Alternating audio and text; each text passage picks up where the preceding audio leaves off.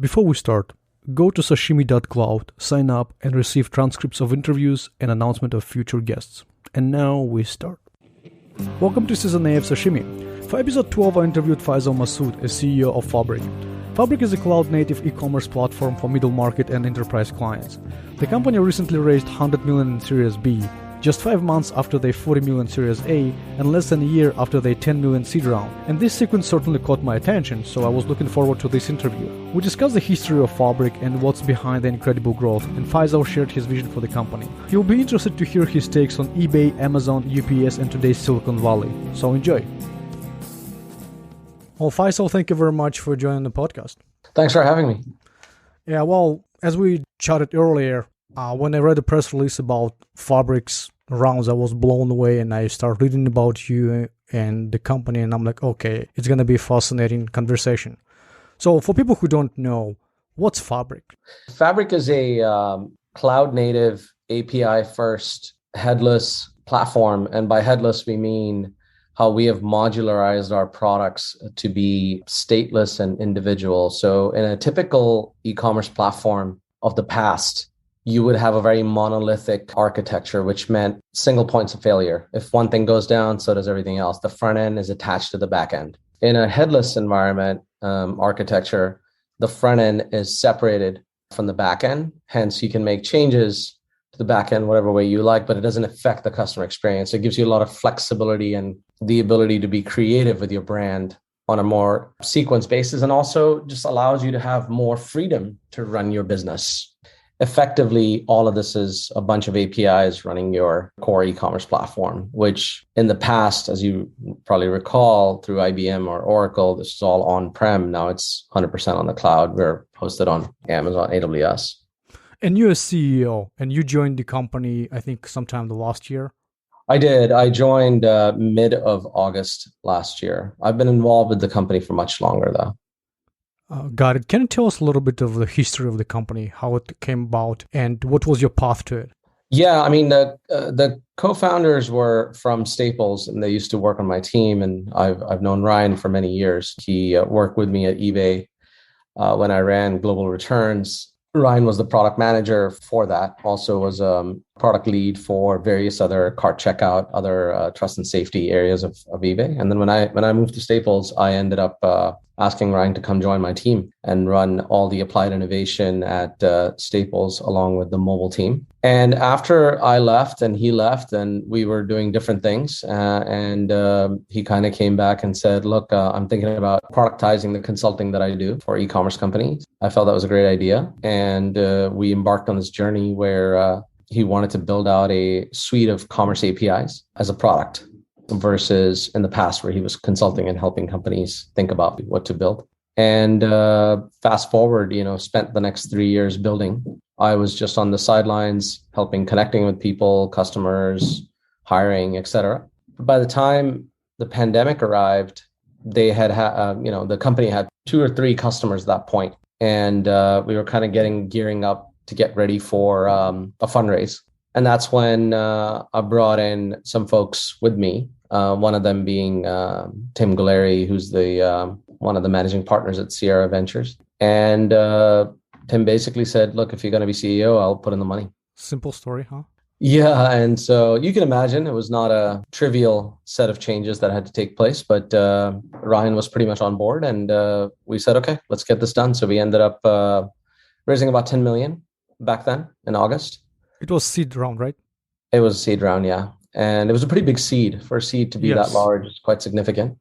And we were kind of off to the races with that funding, decided to sort of ratchet up our branding efforts. I rebranded the company from scratch, all the way from our marketing communications to the actual design, the physical design of our brand and the ethos of our brand, the company values of our brand and our company in general. And really accelerated the business all the way till the end of the year. We went from having 2 customers or so to about 10 by the end of the year. So pretty fast acceleration that sort of embarked us on future rounds. I've read that in February you had your Series A round of 40 million plus, and just now, less than 5 months later, you raised Series B at 100 million. Yeah, the little secret is from our Series seed to our term sheet signed in Series A was probably around the same amount of time. We went from August to, I think we announced our round around October or so, and then we signed our term sheet for Series A in December. So it was not that different to A to B. C to A was about as fast as well. So you're saying we should prepare for Series C? Oh, I'm not saying anything. I'm just saying that, I have a general rule about fundraising, which is I don't fundraise. When you try to fundraise, you typically end up making irrational decisions and unnatural things happen. You have to just run the business and let people know what you're doing and put some runs on the board. You put runs on the board, the VCs will come. They want to see a good product. They want to see a good team, and they want to see momentum. And we did all three of those. You mentioned that you had about 10 clients by the end of the year. What's the typical profile of those clients, and what's the value proposition for them? Yeah, typical profile of that client is a customer that has outgrown Shopify in the tens of millions, or a customer that has gotten tired of a monolith like Oracle or Salesforce that wants to have some more flexibility and freedom in running their business, whether the way their brand appears on their commerce experiences or the omni-channel, multi-channel marketplace distribution, B2B elements and complexity of the business that just some of these platforms just can't handle. So we have a split between, we have a customer that's smaller, it's a mid-market, 10 stores and tens of millions online, like Universal Lacrosse, that used to be on Magento, it's moving over to Fabric. Then we have customers like ABC Carpet and Home, also was on Magento, moved over to Fabric. And then we have Bill Direct, that was a custom platform that uses parts of Fabric platform. So, and then we have GNC, that is a much larger customer that uses a couple of our modules. So it's just all over the place. What we don't do is SMB. We don't get into the smaller client. Why is that? Shopify is a fantastic product. It's hard to argue. Shopify is a category maker. They pretty much killed web store. They are de facto number one. And, Toby's built a great product for the SMBs. It is e-commerce in a box. And if you're anywhere revenues from 0 to $1 million or $2 million, frankly, it would be irresponsible to go with anything else. Shopify is a great product for that segment.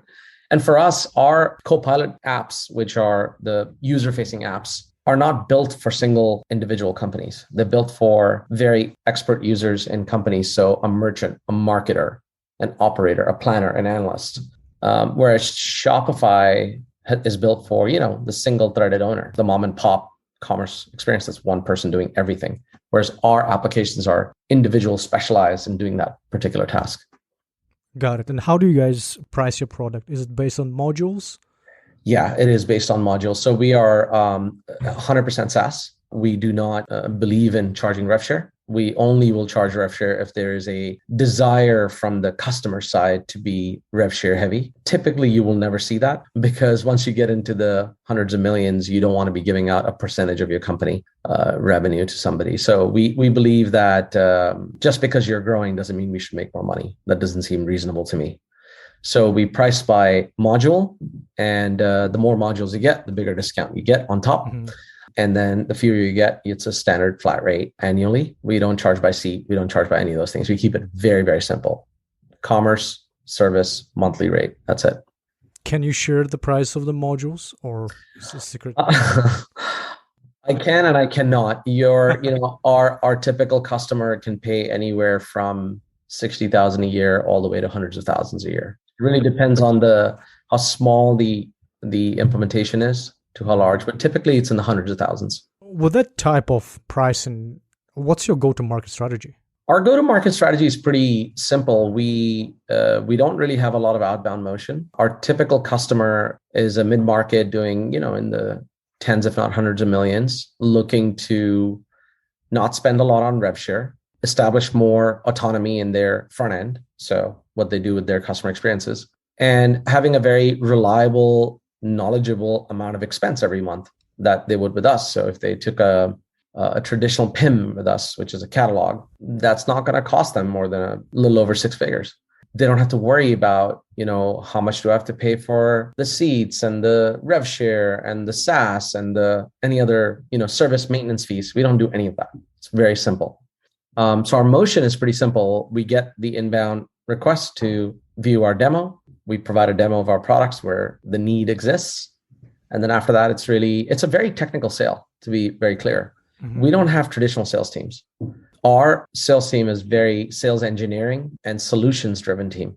So you have to be prepared to do a technical sale. This is not selling a Kindle. This is selling a complex product that has to fit in within your needs. And, our APIs are out of the box, but there will be some work that they'll have to do to integrate. So I think our motion is very much focused on the customer needs, and we don't try to sell anything that they don't need. It seems to me that's pretty much product-led growth. Yes. And ultimately, where we will get to very soon is going to be, think about Stripe for payments. Fabric would be for commerce. The challenge is Stripe is one small sliver of e-commerce, which is payments. We are all the other pieces, the entire cake, which is, identity, customer, item, price, promo, cart, coupon, checkout, returns. So we manage the whole full gamut versus just the payment. You integrate with Stripe, I'm guessing. Yeah, we're pretty open, right? We remain open. It could be Stripe, it could be somebody else. We don't really care. We have no preference. We have a lot of partnerships, whether it's with search or returns or tax or others. We are not in the business of trying to do everything. Got it. And this is pretty big market for you, right? How do you focus your sales strategies? Yeah, I mean, the headless market is quite large now, and we are very precise on what makes sense to us. The size of the customer is important. The category is very important. So B2B is quite a sweet spot for us. B2B is an area where Shopify just can't compete because the complexity of a B2B customer is very different to that of a DTC customer. So a headless solution for a B2B customer is much more appropriate than not. So we find that when we get those are very attractive to us. And one of the reasons because you've been in Staples, right? And Staples is B2B and you know that field quite well. Yes, it's that. But also you kind of know that when you're selling to a B2B customer buying from a B2B website or store is looking for very specialized product, group buying, group cart, role-based purchasing, role-based permissions and budgets, differentiated payment methods, bill tos, differentiated ship tos, split ship tos. So you can't even do one of those things on Shopify, let alone the rest. So we find that this to be a specialization for us that A, we know what the business is. So that's helpful. And then B, the technology is built to serve all those needs. Can you share the size of the company from perspective of employees? And if you can share the revenue number, it would be awesome. But I don't know if you can. We don't share revenue. We're a private company, so we reserve that, right? But I can say that the company has grown dramatically over the last 10, 11 months. Year to date, we've grown about 800%. Year to date, we're growing 800%. Yes. Oh my goodness. And we have dozens of customers, so it's not a small setup anymore where it used to be back in the day. We have about 165, 70 employees or so, FTEs. And then, of course, we have other consultants as well. We're a global company. We're in probably 8 to 10 time zones. And we are in various countries, Canada, US, UK, India, Pakistan. I'm going to forget one. There's probably another. It's already impressive. UAE, I think we have some employees there. So yeah, it's quite widespread. I mean, we've been born out of remote, which is a lot harder to do for various reasons. One is you don't know the individuals, you've never met them in person. It makes the situation more complex. Second is you're selling enterprise sales on Zooms. Not exactly easy. So I think that once the pandemic, if ever, goes away, we have built a lot of muscle around areas that are very hard to do, that our execution becomes a lot better with people coming back to the offices. You mentioned you've grown 800% this year. And I saw the statistics in the press release that your net retention was 230%, something ridiculous. That's right.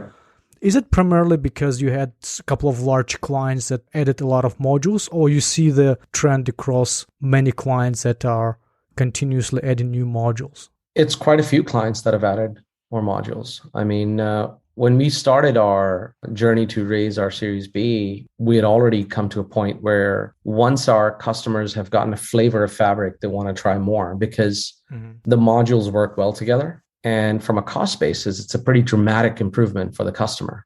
And plus they have one vendor to deal with, one SaaS vendor to deal with, and makes their life a lot easier too. And our customer success team is quite equipped to understand and listen to the needs of the customer. So GNC is one, we started with one product. We're product number 3 right now. So, and we believe we're going to sell more, because if we can prove ourselves to them, we will continue to sell more.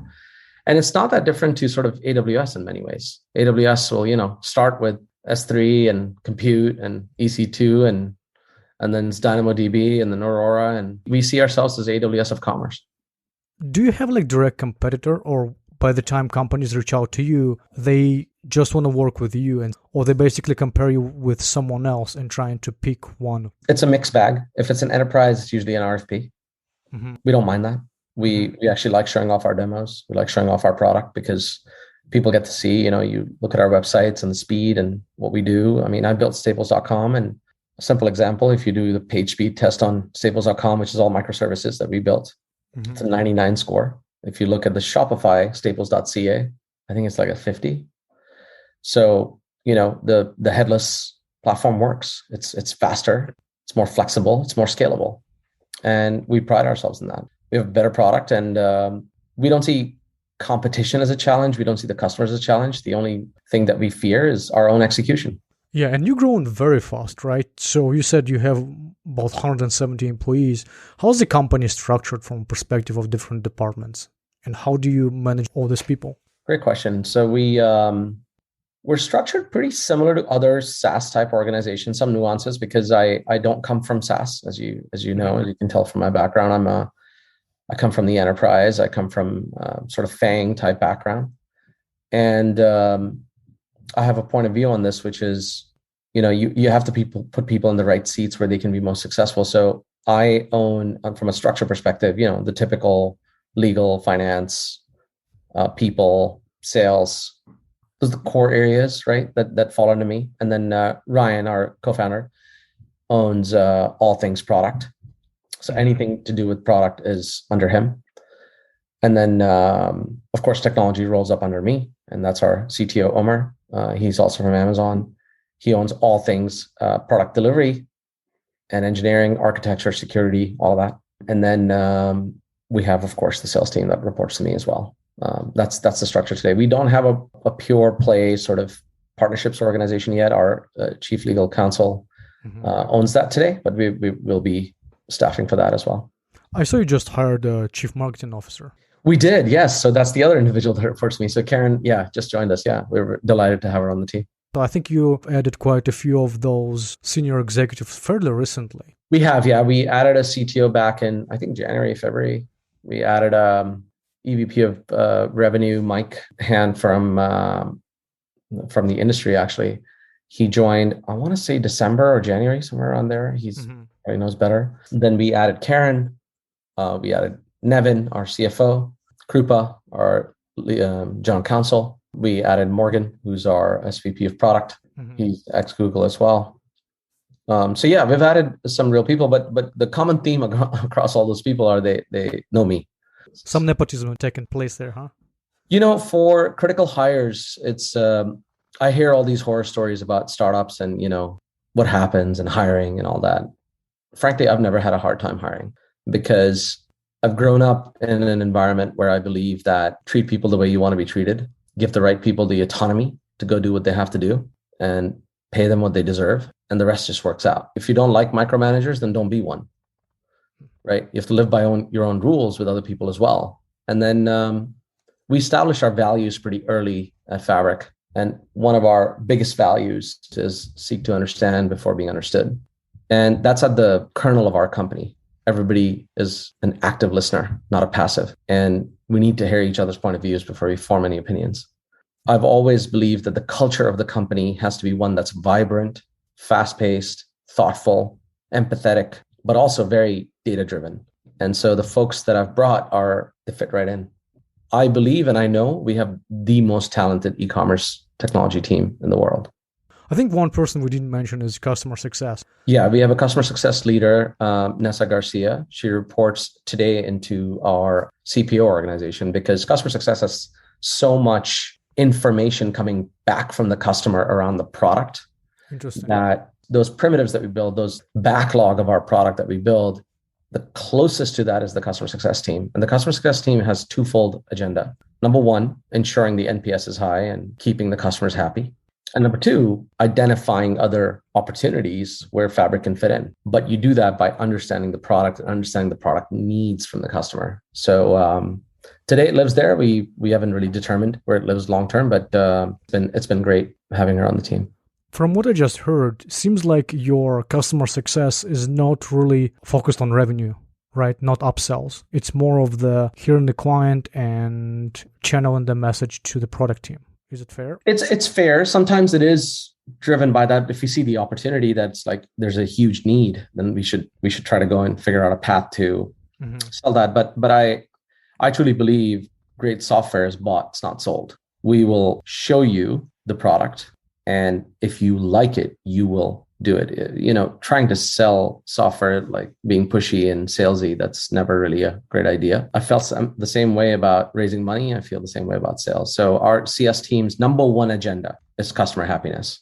After that, it's more in that customer happiness, how can they make them happier with what they have today? Are there areas where we can help? That customer success team helps with that. Our solutions team sits under Mike, which is our sales organization. And is primarily focused on really that technical sale that takes place during discovery. And you got to have the veterans in that space know how to evaluate the product. So your sales and marketing are going to be working together closely? Very closely, yeah. And you can imagine in marketing, it's very much about the product market sort of fit and product-led selling online. And all the motions that go along with product marketing. Brand, PR, content, and then all the digital, SEO, etc., social, all that lives under.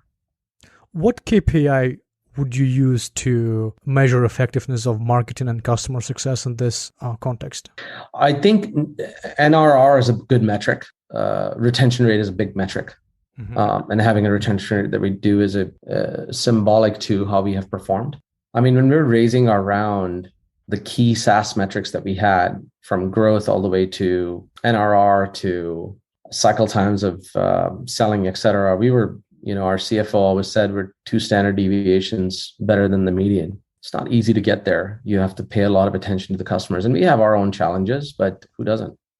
But in the end, we love our customers more than we love our product, and that will never change. Everything you said sounds amazing, and I'm just trying to kind of marry this to Silicon Valley and capitalism and everything that's going to come with you guys raising so much money. And I'm wondering, like, is there ever going to be pressure on you saying, like, everything that we believe is great, but how about we make our customer success upsell more aggressively, and let's focus on top line growth because we have this 5-year holding period which we approaching, and we need to exit this company. How do you react to that? When I was at Amazon, at every all hands, there was one thing that I attended when the stock would go up and down, and there'd be all these things. And Jeff always said, we don't get smarter when the stock goes up, and we don't get dumber when the stock goes down. So let me stage this answer by saying that first. So as the context, we don't have some arbitrary timeline in our head of like, here's our exit, whatever. I think if you focus your business based on your core inputs, which are customer satisfaction, a product that fits, a seamlessness of our integration, self-service, really good documentation, the sales will come. How many times do you walk into a car dealership and you're being pushed by some pushy salesperson? Do you like that? You don't. You like the salespeople who don't push, and they're just there.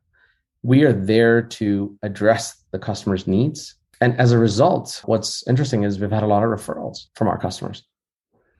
So I believe that if you have a high NPS and you're very solutions oriented and you're insisting on the high standards, demand will come. Have you measured your NPS yet? We haven't yet because we just, that many customers, we need to get more velocity. If you have hundreds and hundreds of customers, then it becomes a little bit more material. But our success team is in constant contact with our customers. We have a very good pulse on it. I measure it through escalations, right? How many Sev 1s do we have? How many Sev 2s do we have? What are the Sev 1, Sev 2 cycle times on getting fixed? And we have this process called COE, correction of errors, where I'm okay with new problems. I'm not okay with repeat problems. We're very stringent. Our CTO is very maniacal about sort of process and mechanisms that make us successful. And the data, at Amazon, you probably know this or don't know this. When I arrived at eBay, I was in Bern, Switzerland, on my first week, and sitting in this big conference room. They were presenting all these graphs and like, oh, look at our business. And eBay was just losing left and right to Amazon. I mean, Amazon was crushing eBay in 2011. And somebody put up this chart of this NPS. And I was like, what's it? I didn't even know what NPS was. I had no idea coming out of Amazon. No clue. And they're like, yeah, this is NPS, Net Promoter Score. I'm like, what's that?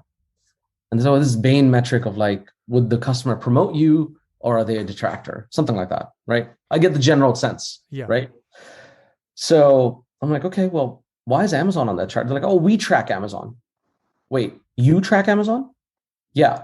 I'm like, well, Amazon doesn't track Amazon. Okay, well, we track them. And Amazon was substantially better than eBay. I mean, not even close. And eBay tracked NPS. In fact, their CEO was from Bain back then, even the previous one. So it just tells you that if you focus on the most customer-centric things, you don't need to do surveys. Surveys are usually wrong, right? They're directional. They're not always right. eBay was absolutely obsessed with surveys. When was the last time you got a survey from Amazon? Yeah, like never. There you have it. So we believe that at the core of our business, we have to be extremely customer-centric, be amazing listeners, and translate that into the product that we produce. And if we don't do that, then we shouldn't exist. I totally agree with you. I'm just trying to think with everyone in Silicon Valley trying to move towards this data-driven environment where they measure pretty much everything. That's what I'm trying to understand, how you fit into that culture. And seems like you're more of the focused on the intuitive, qualitative stuff versus quantifying everything. We quantify everything. I mean, our burn rates, our cycle times, every metric in Jira is tracked to the umpteenth degree by customer, by everything. But there's a difference in just survey data and real data.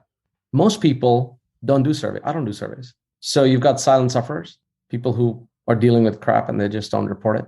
What is the real data is, how is your platform? How many nines? How many sev1s? What's the ticket resolution time? How many inbound requests from our customers? Here you go. Are they referring us? Are they expanding? What's the net retention rate? There's ways to get real data without having to create more surveys. I think Silicon Valley is wrong about this. I think they're misled about this. They're misled about a lot of things, especially VC Twitter is misled all over the place. I mean, I read those threads and I'm just amazed at how bad the advice is. Yeah, VC Twitter, it's just amazing. So you speaking of VCs, you've raised a lot of money. Isn't it tempting to go out and start spending it? And what do you plan to spend this money on? It's helpful when you come from a non-privileged background that you are frugal out the gate. That's just who you are. And at the core of our business, we're just frugal. We don't like wasting money. We shut down all of our offices when the pandemic hit. We weren't paying rent. We stopped all of that. We don't believe in that. We stopped all travel. We just don't believe in excessive spend. The other part of this is, fortunately or unfortunately, growing up at Amazon in my early days, frugality was one of the principles, right? You had to stay at a third-rate hotel, fly the cheapest flight. Wasn't fun, but it kind of ingrains you in like, why do you do that? You do that so that you save all the money to pass the savings to your customer. So for us, it's been, we've got the money, but we've got the money for a very specific purpose: to hire the best, to build the best technology, and to expand globally in a rapid pace. So we have the cash and, M&A if we need to. Does this mean we all of a sudden start spending it in places that it's unnecessary? No, we don't do that. We see a lot of startups who do that. That's not going to be us. Yeah. And I'm fairly hung up on this. Like, this is something we just don't do. And you have who is who on your cap table. You have Norwest Venture Partners, Sierra, Greycroft, Redpoint. Like, how involved are they into day-to-day operations? And what do you have to run by them? If I was a 26-year-old startup CEO, I'd probably have to run everything by them, including, what time do I wake up? I don't run anything by them. They're extremely helpful. I go to them when I need them. They come to me when they have questions. We have an incredible board. We have amazing investors, always willing to help, but they're dealing with adults. Mm-hmm. This is not some fly-by-night startup that's built by, folks who had a good idea and don't know what to do after that. The reason we've been able to get so much funding is one investor, I won't name him, but he's been pretty incredible too. He said, you're building a team that doesn't have to be changed when you hit 100 million ARR or 200 million ARR. This team already knows how to take it to 5 billion ARR if needed. That is the difference, that when you have built over myself alone, over 12, 13, 14 businesses and been a general manager building those businesses from product to engineering to supply chain to dealing with customers and marketing, et cetera, you already know a lot of the gotchas. Yeah, there might be some new ones, sure, but you already know a lot of them. Versus you're some IT guy who started a company, nothing wrong with them, but they've never run a business. They've never run an e-commerce business. Well, to build a technology company, you got to know how you run it. How's it run? Like, how do you set up an item? How do you price an item? How do you scrape the item? What's a weighted price index? Like, how do you build your inventory? How distributed is it? How do you manage returns? What's a defective allowance? If you went and talked to any of these founders, talk to Shopify executives, they wouldn't know what this stuff is. They have no idea. Toby's amazing. He's built great technology, but does he know about the business of running day to day? I would argue they don't. So, or other startups where we have, having built Amazon Basics or Amazon Warehouse or Amazon Trade-In or electronics business or Groupon Goods or Staples, you name it, go down the list. Yeah, I saw. It's very impressive. It takes a level of muscle memory and understanding what to expect when you do X, Y, or Z. And what are the scalability challenges you'll face? What are the talent challenges you'll face? What are the technology challenges you'll face? And surrounding yourself with people who have been there, done that as well. Very different to going to consultants and asking them or sending out surveys to find out what to do. We don't need to do any of that. We will always be open to information though. You sort of answered this question directly throughout this interview, but what's a long-term vision on the company? I think we're building a $100 billion business or more. It's going to be a very big business. You're dealing with a $7 trillion GMV TAM. We have a $20 trillion TAM by 2027. And I mentioned this earlier with the B2B. There could be another 5 participants in this space and everybody is still okay. People keep asking me like, oh, what about Shopify and Amazon and so on and so forth? I'm like, why can't we coexist? I would argue if Amazon didn't enter the logistics space, FedEx and UPS would be dead. They would be in deep, deep trouble. Imagine scaling to the pandemic on your own without the package last mile service that Amazon built. Imagine that for a second. In a pie this big, we don't see competitors as the threat. We see keeping customers happy as the threat. Faisal, thank you very much for the interview. It was great. Of course. Thank you. Thanks for having me.